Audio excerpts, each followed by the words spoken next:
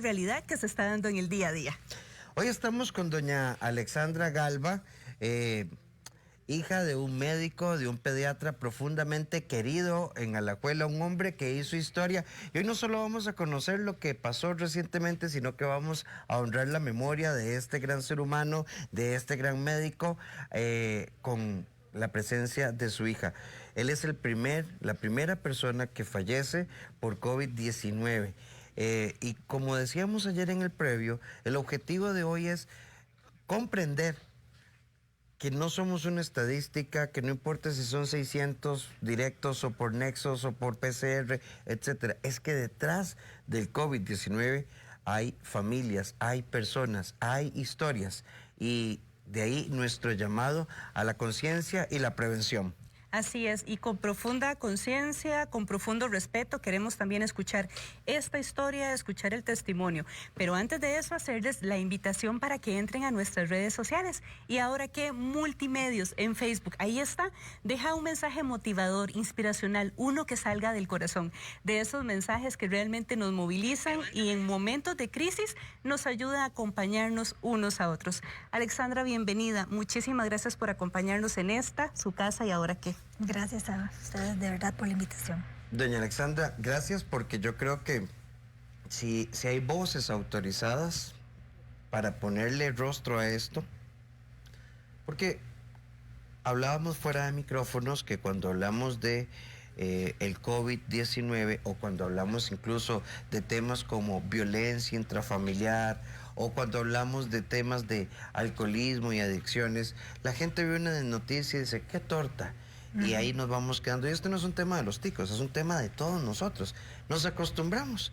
La conferencia de prensa se volvió ahí un elemento más, a veces con un tema de morbo, medidas, restricciones, pero hay todo un drama humano detrás del COVID-19.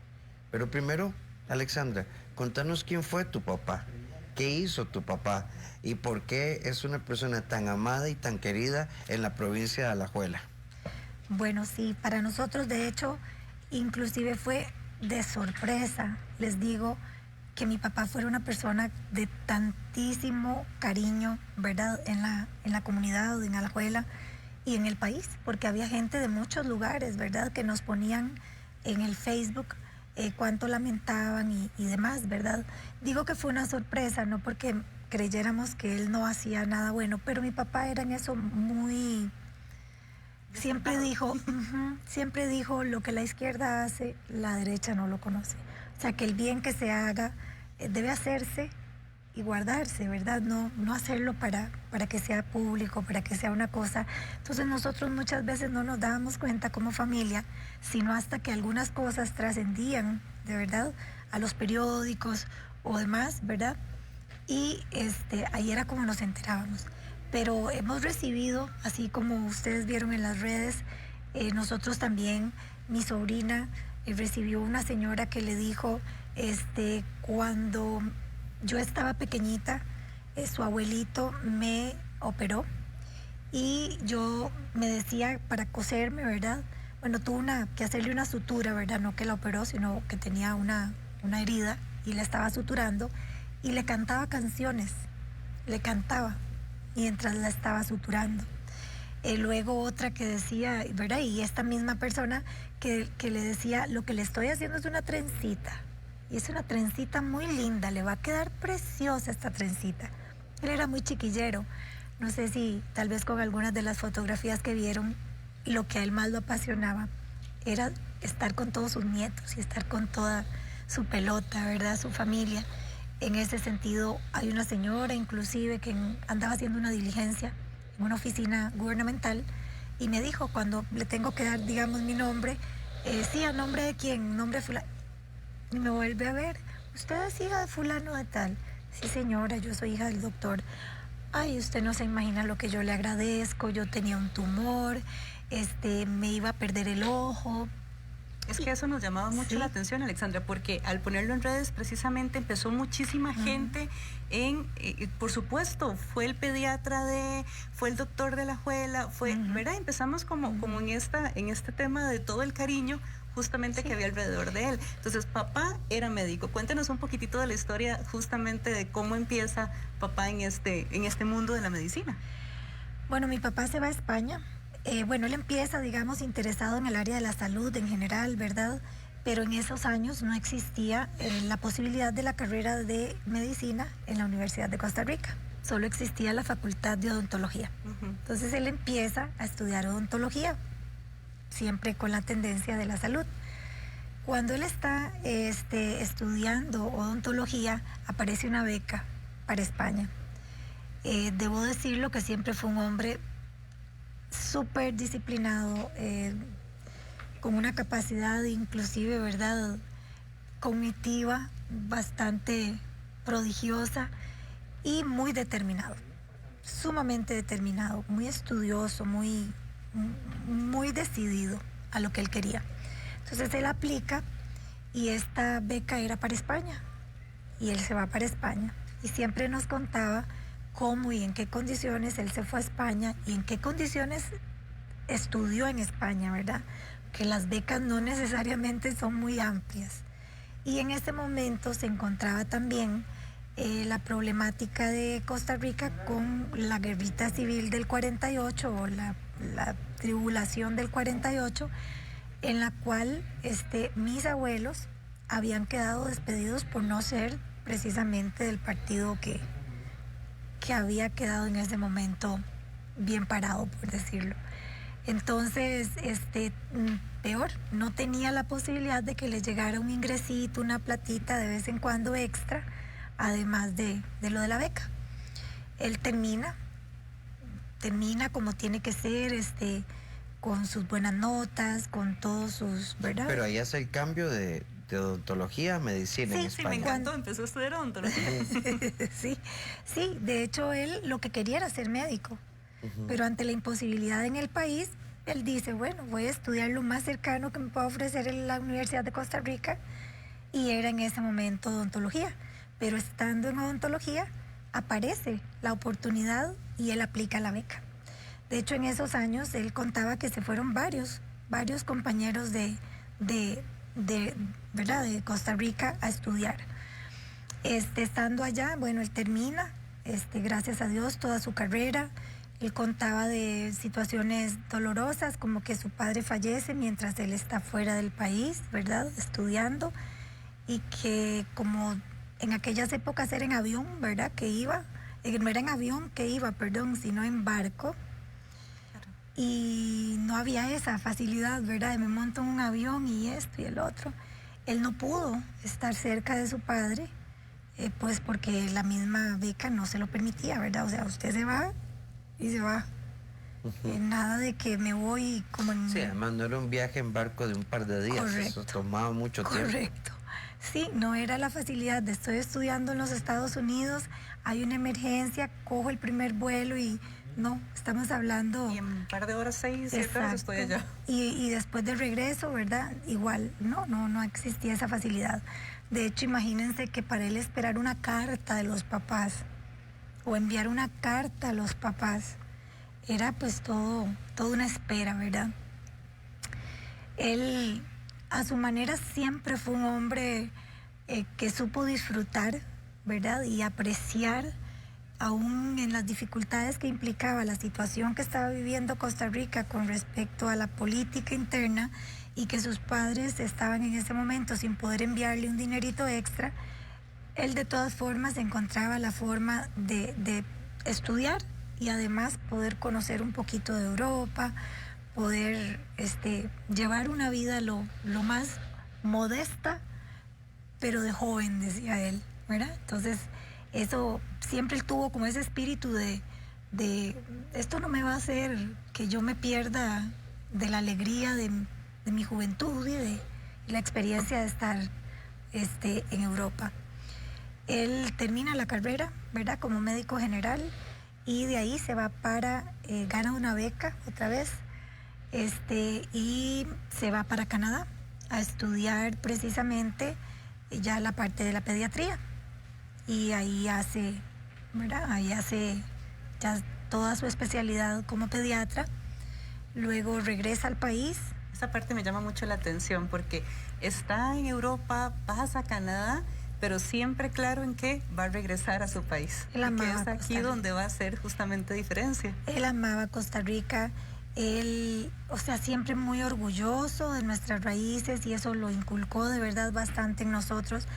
No les voy a mentir, y en palabras de mi padre, cuando alguna cosa, a él lo que no le gustaba mucho era como el desorden, ¿verdad? O la indisciplina.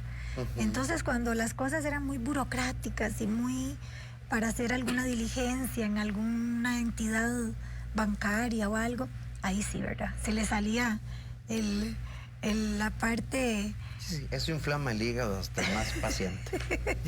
Sí, y se le salía la parte como de catalán, ¿verdad? Mi abuelo era catalán, en paz descanse, y ahí se le salía. Y decía, qué barbaridad, que es que aquí, ¿por qué estas carajadas tienen que ser así? Y ¿verdad? Y lo comparaba pues en sus momentos, tanto en Canadá como en Europa. Pero amaba la tierra, o sea, amaba definitivamente la tierra. ¿Él cuántos años ejerció la medicina? Mi papá estuvo activo en la medicina hasta el año 2000, de hecho, 2004, 2002, por ahí mi papá todavía estaba activo en la medicina, ya no necesariamente en el hospital de niños, no tengo las fechas precisas de cada una de las etapas, ¿verdad?, profesionales de él, pero él en determinado momento trabaja para el hospital de niños, ¿verdad?, y en su consulta privada en Alajuela. Que además fue como de los pioneros en ese tema y eso nos llamaba mucho la atención, porque en ese momento hablar de medicina privada era prácticamente imposible. Sí, y él también hacía la figura de visita a domicilio. Y con el maletincito que usaban, ¿verdad?, muy al estilo europeo, como todo el doctor, ¿verdad? De hecho, lo tenemos, lo tiene mi hijo mayor, que es médico, y para él eso es joya, ¿verdad? Es una joya de la familia tener el placer, y lo usa. Cuando ahora que ha aparecido esta situación del COVID, y antes de sacar a una persona adulta mayor, es preferible que vaya el médico, ¿verdad? Entonces otra vez se le dio de alta al maletín del abuelo. Y lo disfrutamos mucho. La verdad es que somos una familia que en ese sentido apreciamos las cosas viejas, apreciamos las tradiciones y todo lo que fue importante para él es sumamente importante para nosotros. Para él se viene, empieza todo su proceso ya profesional y demás, ¿y en qué momento aparece el tema de familia?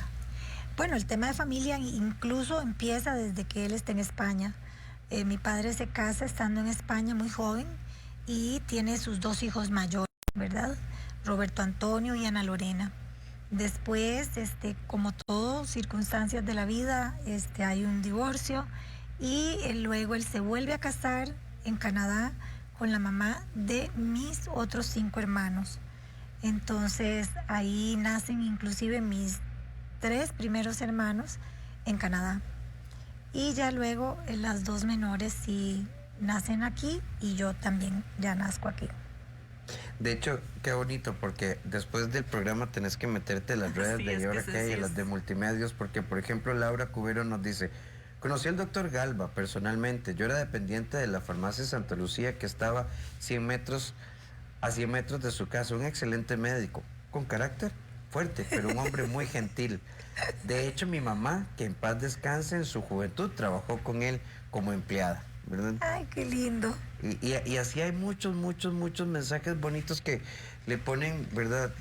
Este programa, como lo encuadrábamos, es no solo una toma de conciencia, sino un tributo a un padre y maestro de la medicina en Costa Rica. Pues muchísimas gracias, porque yo creí que el interés iba a ser muy diferente y vieran qué sorpresa me dan y cuánto me llena el corazón que lo hayan querido enfocar como un homenaje. Eso me hace sentir sumamente, de verdad, agradecida y especial por él. Sé que él hubiera estado muy feliz. Yo cuando... Es que es ponerle rostro humano, sí. Alexandra, y justamente ahora que Rafa lo mencionaba, a veces cuando vemos las cifras, a veces cuando vemos los números decimos, ay, bueno, sí, menos, bueno, sí, más, pero cada ser humano de esos lleva una historia, lleva una vida. ¿verdad? Y en este caso estamos hablando de la primera persona que fallece en Costa Rica por el COVID, pero así muchísimos detrás. Así.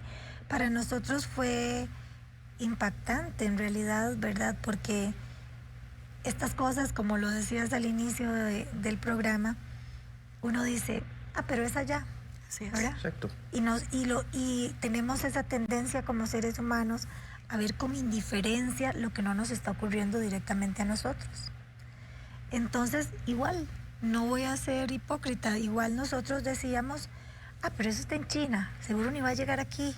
Sí, yo lo pensé en enero. Pero y hasta por el proceso de negación, es ¿verdad? Wuhan. Ya cuando uno vio que empezó a brincar a Europa, entonces uno dice, mira qué cosas, ¿verdad?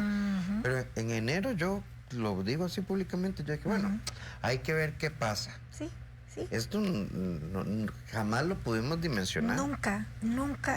Imagínese las ironías de la vida, digo, porque mi hijo, el que es médico, se preparaba con toda la información internacional y estudiaba y hacía y todo para poder, como un acto social, ¿verdad?, impartir en la clínica charlas para preparar a la gente para el COVID. al panorama que podríamos, ¿verdad? Nunca dijimos que vamos a tener, no, prepararlos por un posible panorama. Es que todo ha sido tan incierto. Que la pandemia llegue hasta Costa Rica. Cuando él se preparaba y hacíamos las charlas estas en la clínica, ¿verdad? Ya mi padre estaba infectado. Nosotros totalmente desconocedores, de hecho, si se quiere decir, como un grado de ignorancia casi, de pensar, está infectado, no lo sabíamos, lógicamente. Y nosotros, paralelamente, pensando en que para cuando llegue, y ya estaba en las puertas de nuestra casa.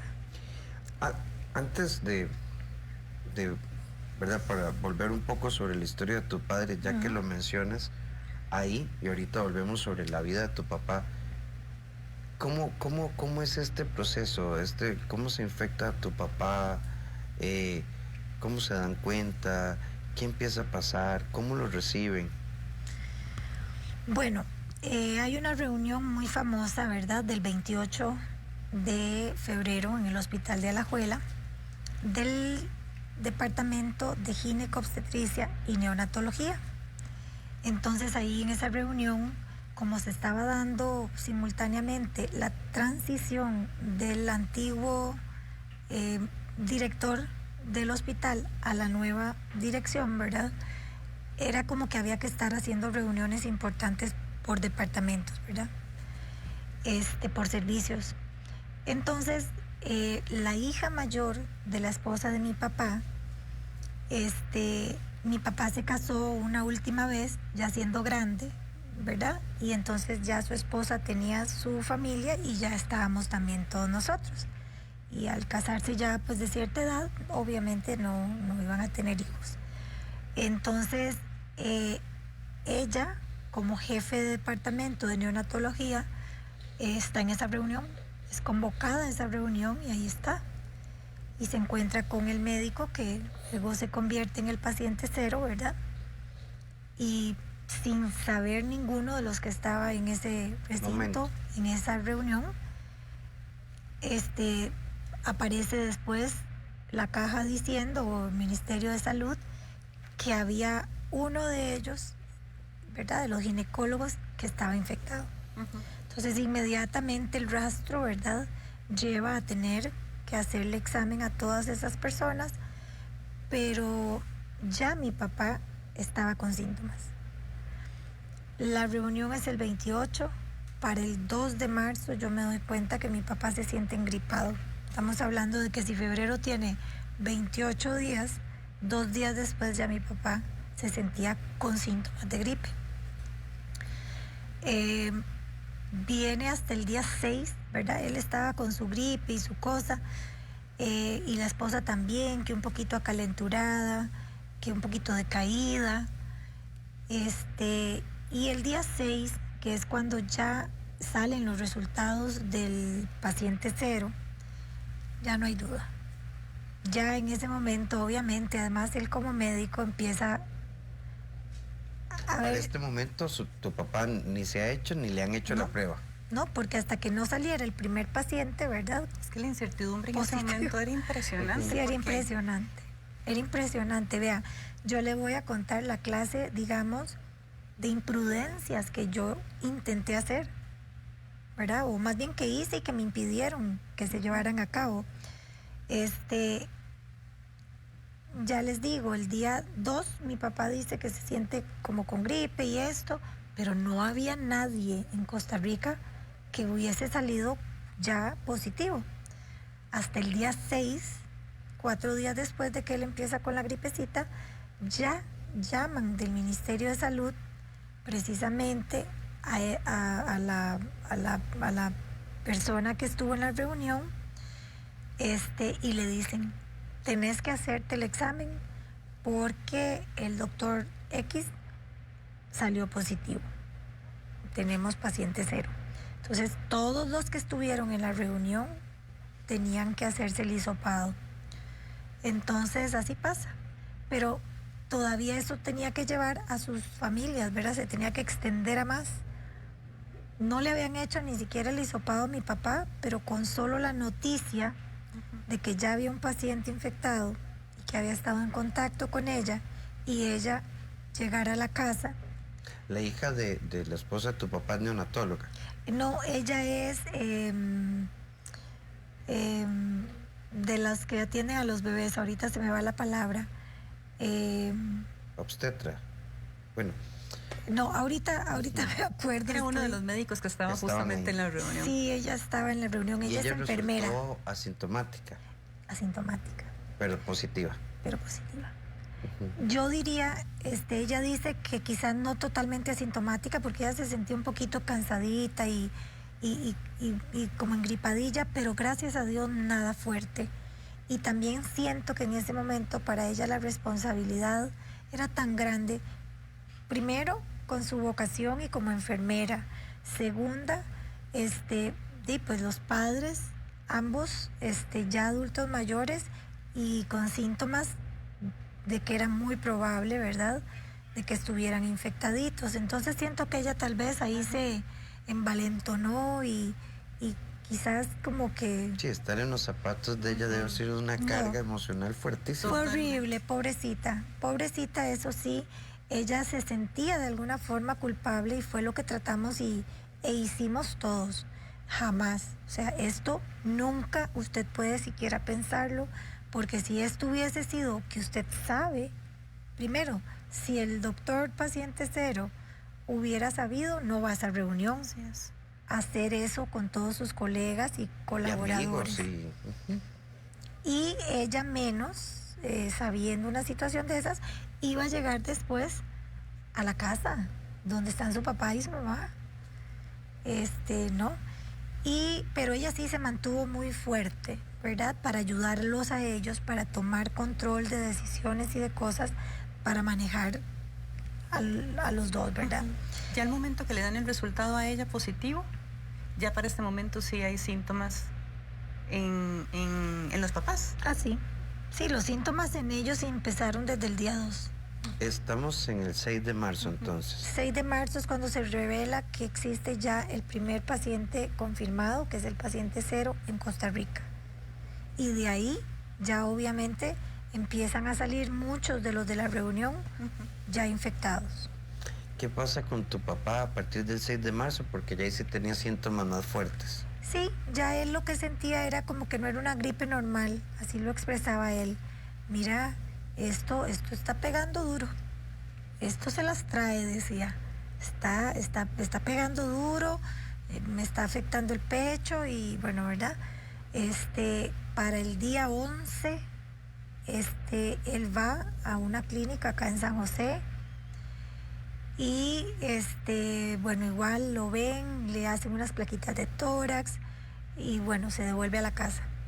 Hasta que el día 13, él dice, no, necesito volver a la clínica, siento que esto está siendo cada vez más difícil, la parte respiratoria, siento muy apretado el pecho y mejor vamos. Entonces él se fue precisamente con ella, porque ya para ese momento ya ninguno de nosotros podíamos acercarnos porque ya sabíamos que había una persona contaminada. Pero el 13 de marzo entonces tu papá no tenía certeza de que era COVID.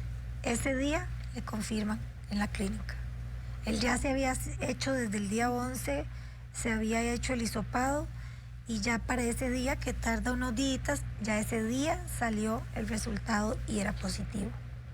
Y ya cuando él estuvo ahí en la clínica, estaba ya con oxígeno, no era que estuviera, gracias a Dios, que se le viera como ahogándose, pero ya él estaba en ese momento afectadito, muy afectadito el pecho, entonces estaba con oxígeno. La ignorancia, y ahí es donde yo también quiero a toda la población decirles e insistirles, no se sientan mal de que uno diga la ignorancia. Asumamos que todos tenemos el derecho de ser ignorantes en un tema que desconocemos. Que la curva de aprendizaje de esto es...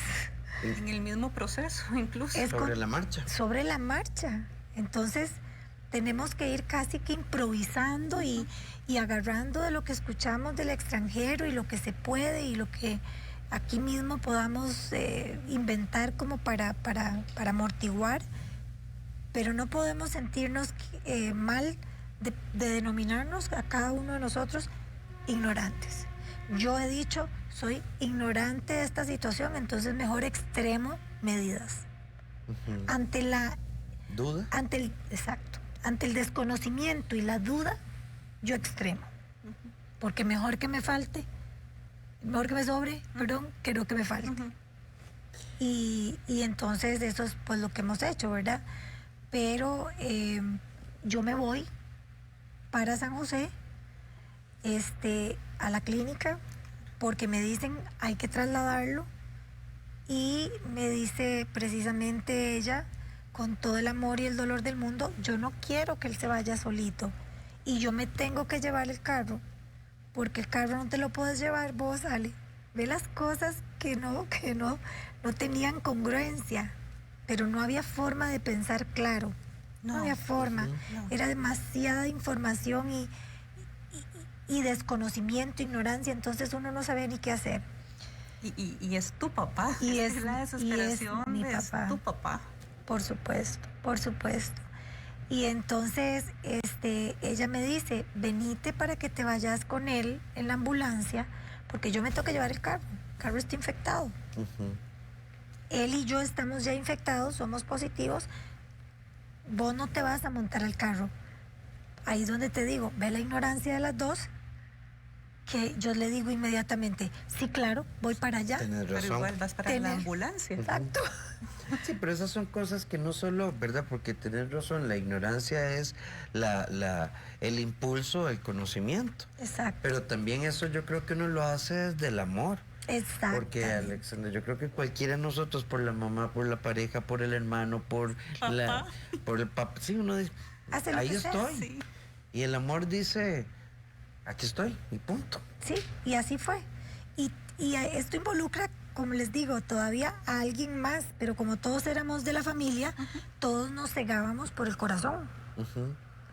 Es que a veces de verdad que el corazón estorba. A mí me ha costado entender esta frase últimamente, que la escucho mucho. Y yo me digo, ¿cómo que el corazón estorba a ti? Pero estorba muchas veces. Y en ese momento mi hijo, que es médico, que se está preparando con todas las charlas y todo, es quien me lleva para allá. Es que estaba llevando a su mamá a donde su abuelito, no estaban llevando al médico para donde el médico. No. Y no solo el abuelito, es que si él tiene el maletín de tu abuelo, debe haber, presumimos que era una relación lindísima entre ellos dos. Bella, tanto que en algún momento él dijo, pues hicimos un chat con todos los sobrinos y todos los hermanos, y en algún momento, ¿verdad?, que hablábamos cosas en el momento del fallecimiento. Fue un momento sumamente duro, pero así increíblemente duro, Pero tomamos en ese chat la decisión de, como no podíamos estar juntos porque todo el mundo está fuera del país, la mayor parte, solo mi hermano y yo estamos acá en Costa Rica, nos mandábamos fotos de cómo cada quien estaba pudiendo pasar el momento de la noticia. Entonces los sobrinos, ¿verdad? Que sabían que mi papá le encantaban los vinitos y era muy así. Entonces mandaban una fotografía en el chat de la foto de Bebeto, Bebeto le decían los nietos, la foto de Bebeto, la copita de vino, una velita, aroma, y sentados en la sala de la casa, unos en Omaha, otros en Puerto Rico, otros en Michigan, y nosotros acá en Costa Rica, ¿verdad? Y cada quien con una tónica, sí le dimos muy parecida, como de tomarnos un vino. Pues no nos pusimos de acuerdo, pero como todos sabíamos que él le encantaba tomarse sus vinitos, pues fue lo que todos nos vino a la cabeza sin ponernos de acuerdo. Alexandra, entonces tu hijo te lleva a la clínica. Mi hijo me lleva a la clínica como parte de este proceso loco de cegarnos de lo que estaba pasando. Mi mamá ya la voy a ir a dejar a la clínica para que se pueda venir en la ambulancia. Y precisamente ella, ¿verdad?, me llamaba y me decía, es que no te puedes ir en el carro. Claro. Ve la locura de información. Pues está infectado el carro. Pero yo me iba a ir con mi papá, que está infectado. Entonces cuando yo entro a la estación de enfermería de la clínica y les digo, yo soy la hija de fulano de tal y vengo para poder viajar con él en la ambulancia. Gritaron casi brincan de este tamaño y me dijeron los tres, el médico y las dos enfermeras, jamás, señora, usted no puede abordar la ambulancia, ¿verdad? Entonces yo llamo por teléfono porque mi papá se veía por un ventanal y ahí estaba sentadito, gracias a Dios sin ningún tipo de asfixia, él estaba coordinando, él siempre mantuvo una cordura y un equilibrio, y él estaba coordinando. Yo ahora asumo que con mi hermana mayor, que es quien ha estado encargada de ser su albacea, ¿verdad? Y entonces él le daba directrices de muchas cosas. Y él hablaba también con otras personas que le preguntaban cómo está y todos los demás hermanos y nietos y demás. Y entonces él en ese momento me ve. Él levanta la cabeza, yo llamo a Mari y ya le digo, Mari, no me puedo ir, no me dejan ir, me dicen que yo no puedo abordar la ambulancia, precisamente estando yo negativa y él positivo. Entonces Mari hablando conmigo, mi papá que está sentadito ahí tranquilo, pero con el teléfono escucha y le dice, ¿qué? ¿Cómo que está aquí para irse conmigo? Decirle que no haga loco. Y ahí se da lo que dice la señora, de un carácter fuerte. Y entonces ahí él muy vehementemente dice, que se jale de aquí, jamás, que ni invente. Esto es una locura. Yo me voy solo. Y él se va solito. Se va solito. Y llega al hospital de Alajuela, donde ya había sido coordinado totalmente por ella, por Mari, que lo esperaran, que le proporcionaran un espacio en cuidados intensivos, y así lo recibieron y lo trataron tan lindo como yo no tengo palabras para agradecer. Claro, él muy fuerte, él siempre en control, pero yo no me puedo imaginar para la hija el no poder acompañar a papá en la ambulancia y el tener que despedirse de papá así. Sí, así, básicamente les puedo decir, no solo así, sino casi que molesto de que yo estuviera ahí, ¿verdad? Casi que molesto de que yo estuviera ahí, como cómo se le ocurre, ¿verdad? Que al final es otro acto de amor. Totalmente. Porque me imagino que él, ¿verdad? Como médico, con toda una carrera, como pediatra, sintiendo su propio pecho, posiblemente, y no sé, presumiendo, tal vez él decía, esto no está bien. Correcto.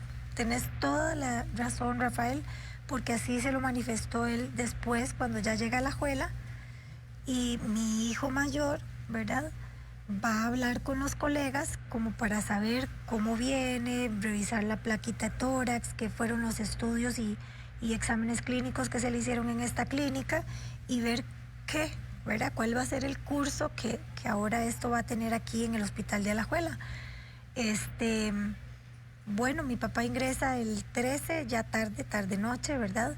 Y en ese momento mi hijo va, habla con el doctor Acuña, ya él estaba dentro de la habitación de cuidados intensivos, entonces tiene una puerta y una ventanita nada más, y él habló por teléfono con mi papá. Y entonces lo que le dice es, mira, mijito, esto se las trae. Seguía repitiendo esto se las trae. Esto se las trae. Esto se las trae. Y le dice, mira, mijito, esto se las trae. Vamos a ver cómo nos va. Yo tengo muchas dudas de cómo pueda salir esto, pero vamos a darle la lucha. Qué duro, fuerte. ¿verdad? Porque es profundamente conmovedor, porque es una forma tal vez de aceptar y de empezar a despedirse. Así me lo dijo mi hijo. Me dice, ve la clase de dolor y de incredulidad de que estamos viviendo esto, que me dice mi hijo. Le digo, ¿cómo lo viste? Bien, o sea, de momento se ve bien y ya lo iban a empezar a tal cosa y a tal otra, pero me habló y fue así como casi que despidiéndose. Claro, estaba en cuidados intensivos. Sí, y todavía le digo yo, bueno, pero él es muy chineado, ¿verdad? Yo todavía quería pensar que, Claro. que él lo estaba viendo más severo de lo que podía ser, porque los hombres son como más chineados cuando se enferman. Y todavía yo le digo eso, le digo yo, bueno, pero Daddy es muy chineadito, le digo, tal vez sea eso, que él está como asustado y ¿verdad? Por chineado. Alexandra, de esa ventana en esta clínica privada, o sea, la última vez que vos lo ves. Nunca más.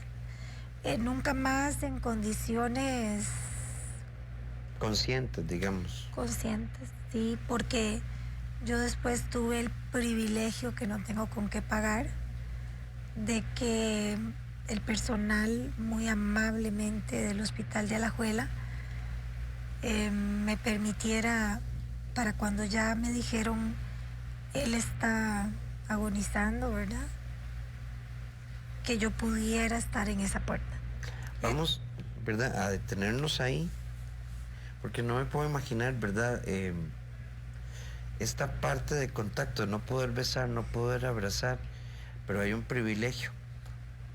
Hagamos un cortecito y vamos a venir con esta parte. El rostro humano, la vida del doctor Galva, hoy con su hija Alexandra, para ponerle un rostro al COVID-19. Volvemos con más.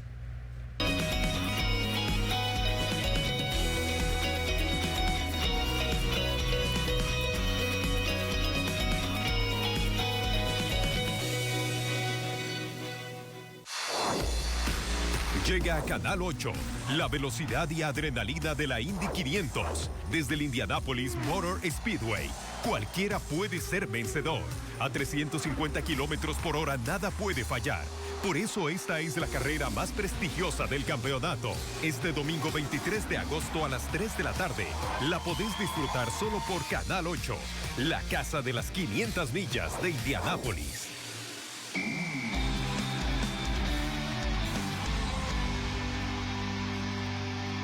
Paula Castro nos presenta este y todos los jueves contenido de impacto. Venezuela tiene todo el potencial para volver a ser un país desarrollado. Sin embargo, algunas de sus calles lo delatan como un país pobre. Con los sucesos más importantes a nivel mundial.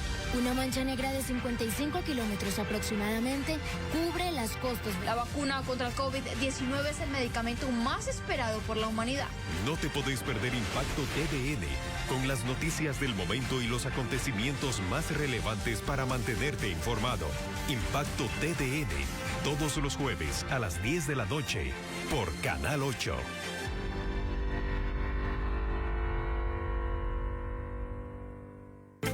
Este viernes en la revista, tenemos tips para resolver todos esos problemas gástricos, ya sea por enfermedades, por ansiedad, por estrés o por alimentación. Así que no se lo pierda de 8 a 10 en la revista. Nos vemos.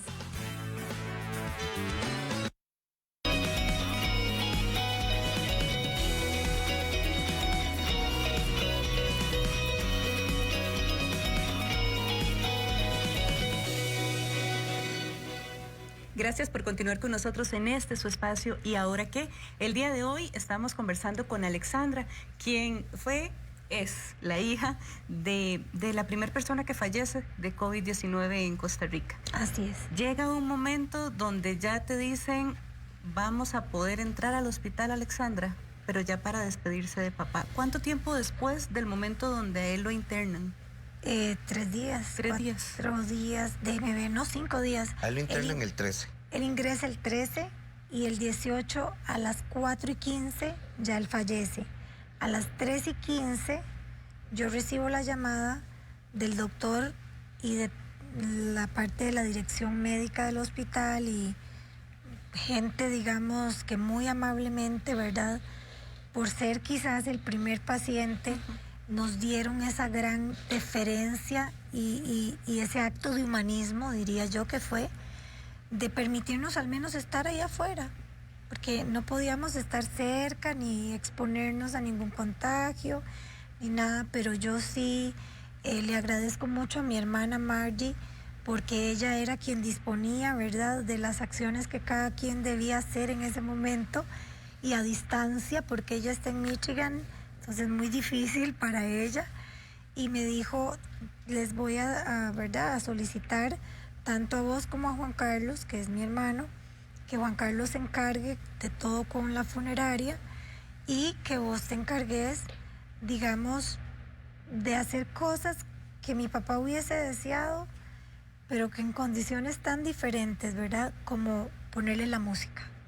Él tenía música ya que amaba, ¿verdad?, y que en karaokes cuando hacíamos en la finca y eso, él siempre cantaba esa y decía, esta es mi canción. Entonces yo hablo con el doctor y le suplico básicamente que por favor él, si puede hablarme cuando él ve que mi papá ya está con signos vitales muy bajitos y que nos indique que se nos está apagando para estar ahí afuera sentada. Y les voy a decir la verdad, yo lo único que hacía ahí sentada era orar, darle muchas gracias a Dios por todos los años que me ha permitido tenerlo y darle gracias a Dios que se lo llevaba en un momento donde yo sabía que para él iba a ser difícil acostumbrarse a esta vida. Alexandra, una pregunta con profundo respeto a tu dolor, a la historia, a tu familia, a la memoria de tu papá y a su carrera como hombre, como médico, como padre, pero es parte de lo que hablábamos un poco previo a la entrevista con vos, esta dimensión de no podernos despedir como nos despedimos los latinos, de acercarnos, de besar, de tocar, que es lo que oímos que sucede, y que si pudiéramos realmente entender lo que esto significa, tal vez actuaríamos con un poco más de conciencia. Sí, definitivamente. Yo diría que a mí esa es la parte que más me costó,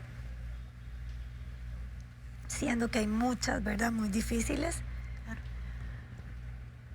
Pero el no poder estar ahí y la sensación, ¿verdad?, quiera Dios que cuando una persona está ya en un estado de estos, con una intubación y una sedación, no se den cuenta de nada, quiera Dios que así sea. Pero para mí era feísimo sentir que mi papá estaba ahí solo, que como era que yo no iba a poder entrar, darle la mano. Sé que para todos mis hermanos era la misma situación de dolor y de frustración, de que ninguno podía hacerlo. Es que yo no podía hacerlo estando en Costa Rica y mis hermanos estando lejos tampoco, o sea, no había forma, ¿verdad? El doctor me llama a las 3:15 y me dice,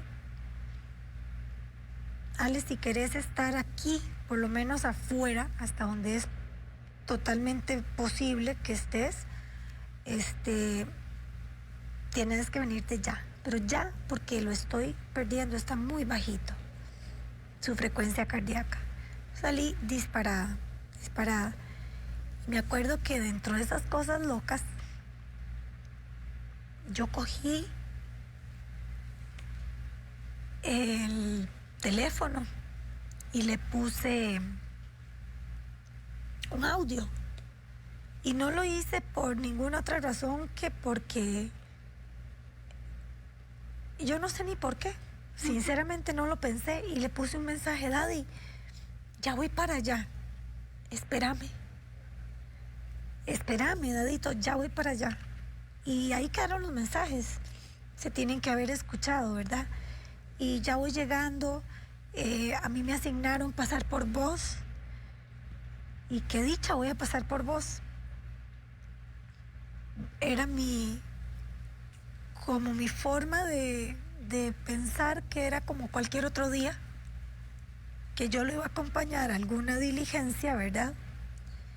Y que le decía eso: ya voy saliendo, ya paso por vos, trata de estar afuera, ¿verdad? De la casa. Y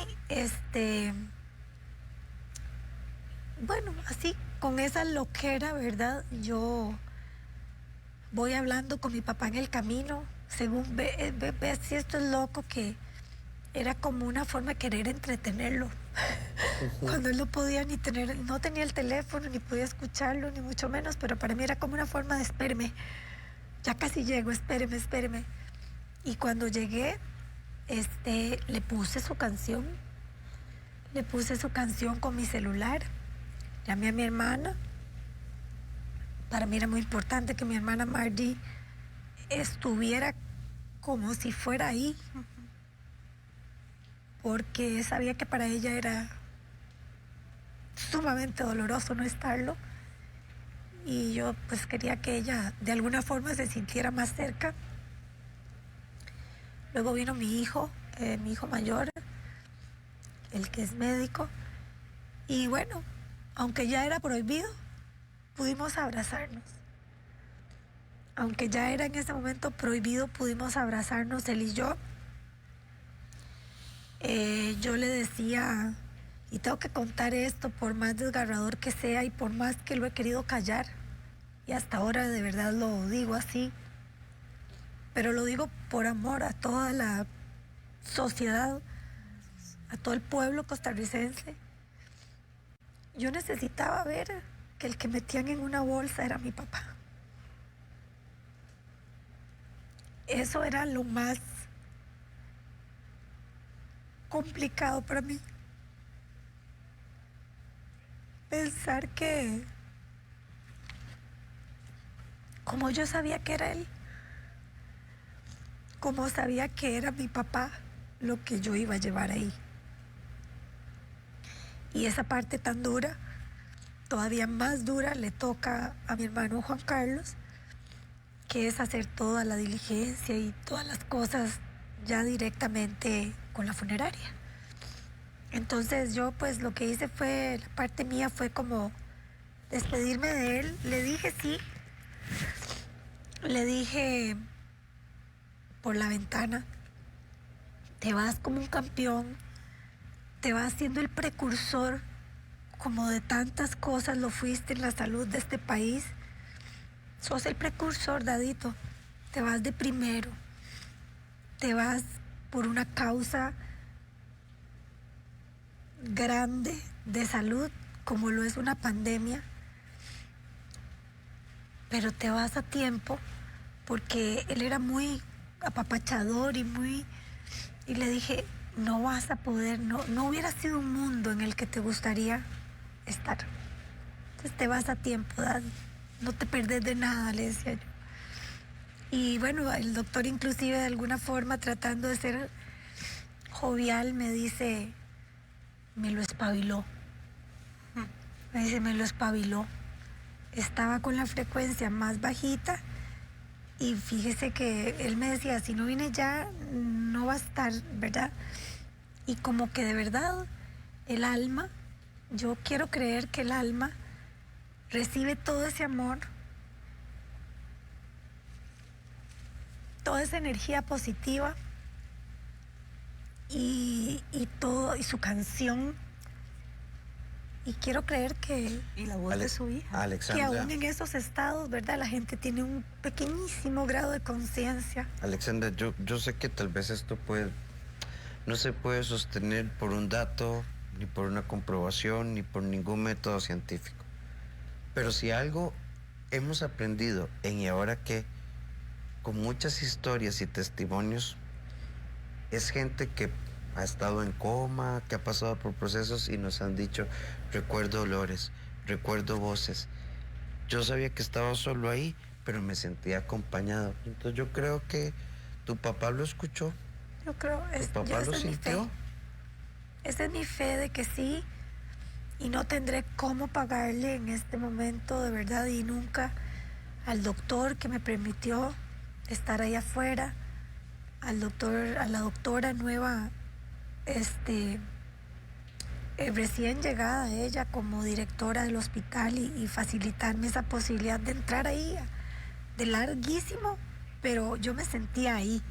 Estabas ahí. Era lo más cerca que podía estar, aunque era totalmente impersonal, ¿verdad? Porque no había contacto físico. Pero ya era de almas. Pero como lo ya estás diciendo. ya era estar ahí. Y ver, inclusive el doctor me pregunta si efectivamente quiero verlo, ¿verdad? Cuando le quitan toda la intubación y todos los aparatos. Y me dijo, me advirtió, me dice, es fuerte, ¿querés realmente? Le dije, bueno, pues no quiero ver todo el proceso, pero por favor, cuando lo van a poner en una bolsa, y eso es lo que yo quiero decirle a todo mundo, ¿quién quiere ver un ser amado en una bolsa? Y que no se puede volver a ver nunca más. Nadie.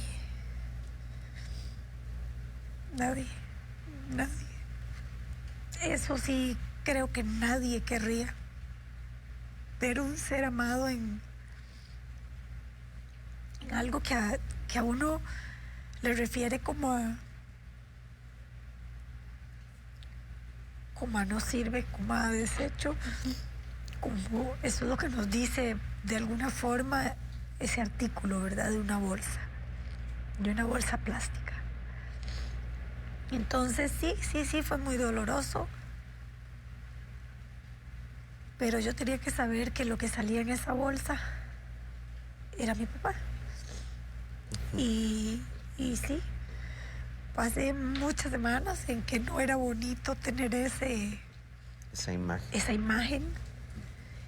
Y ahí fue cuando creo que empiezo a buscar ya hacer una tónica diferente, ¿verdad? Y de alguna forma buscar compensaciones y equilibrar mis emociones para lograr continuar.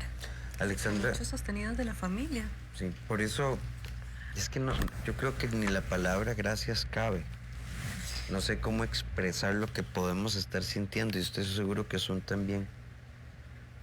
Por darnos esta oportunidad, no al programa, sino a todos quienes nos ven. Y entender, como decís vos, ¿verdad? Daddy estaba ahí. Y es una pequeña ventana y a partir de que esto llega a tu vida y si te trasladan, a partir de ahí se hará lo mejor que se puede, pero esto cobra vidas. Así. Y que nos lo pongas en esta dimensión le da mucho sentido a la vida de tu papá también. Sí, claro que sí. No se merecía menos. Nosotros deseábamos pues algo más cálido, porque como puedes ver, Era apapachable. era abrazo, todo, además. era así, era de mucho contacto físico, de mucho... Muchísimas gracias. Y van a perdonar, esto traté por todos los medios de... Es tu historia. Las preguntas me sorprendieron en realidad. no esperaba ahondar tanto en como volver al día prácticamente. Pero les agradezco porque creo que es lo que en realidad me mueve de corazón a hacerlo, para que la gente que a veces cree que son cosas políticas, que es una patraña de aquí, de allá, de la economía, de miles de cosas. No, señores, créanselo. Es la vida real. Nos ocurre a personas, a todos los mortales, y es durísimo, como les digo. No hemos podido tener un cierre completo. Hicimos a los 3 meses, por lo menos ya a los 3 meses nos permitieron, dentro de las aperturas que fueron haciendo, que hiciéramos una pequeña, muy pequeña, podíamos ser únicamente 15 personas. Una recepción que, por cierto, Mari la organizó divina, con una arpa y con cosas muy sutiles, muy lindas, muy cálidas. Que a él, sí, es que así hemos sido siempre, como de buscar como familia que todo tenga el detalle, la parte cozy, ¿verdad? Del calor. De los abrazos, Exacto. De los apapachos, del cuidado, justamente de tantos niños, de estar pendiente. Sí. Ale, sí, el tiempo como siempre empieza a ganarnos y no queríamos cerrar el programa sin invitarte a decirnos cómo querés que recordemos a tu papá. Vas a ver qué belleza es todo lo que la gente está poniendo de tu papá. ¿Cuál fue su legado y cómo querés que recordemos a tu papá? Su legado fue siempre vivir la vida. No es perfecta, pero es la que tenemos. Esa era la forma en que él siempre me decía cuando yo llegaba con diferentes circunstancias de mi vida personal, ya como mujer adulta. Y mira, Daddy, qué tal y tal cosa. Mijita, pero esto es la vida. La vida no es perfecta, no es como la soñamos, no es como la deseamos, pero tenemos que seguir luchando y procurando que lleguemos lo más cerca. Y siempre me ponía esta analogía: tira la flecha hacia la copa más alta del árbol, porque aun cuando quede en las ramas aun cuando no llegue a la copa, quedará en las ramas más altas. Entonces me decía, hay que seguir, ¿verdad? Intentándolo y tirando para arriba a ver hasta dónde se llega lo mejor posible. Era un hombre de esfuerzo, de fuerza. Ale, muchísimas gracias de verdad por contarnos, por abrir el corazón. Muchísimas gracias por escribirnos, por seleccionar este espacio, como el espacio donde querías hablar por primera vez sobre tu papá. Sí, totalmente. Nos honra muchísimo, de corazón. Gracias. Había tenido 2 invitaciones y yo dije, me gusta esta. Muchísimas gracias. Nos quedan solo unos segunditos, pero antes invitarlos a que mañana vean esta historia. Cuando su hijo se recupera del cáncer, un accidente casi le quita la vida nuevamente. La historia de Lisbeth, una mujer bombera, una gran mamá. Así que los esperamos mañana a las 6 de la tarde, que nos acompañen. Tenemos esta cita. Y a vos, Alexandra, gracias por honrar este programa con tu historia. A ustedes, de verdad, por tener un programa que permite ver cosas de la vida real. Muchas gracias. Nos encontramos mañana, 6 de la tarde, Canal 8. Este es su espacio. ¿Y ahora qué?